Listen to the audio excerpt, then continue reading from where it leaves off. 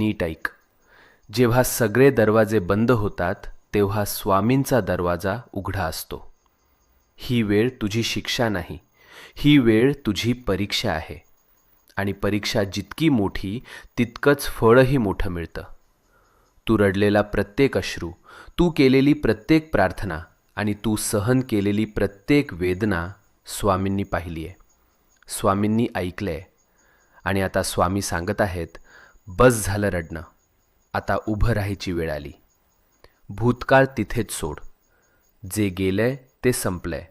आता तुझं जीवन नव्यानं सुरू होणार आहे.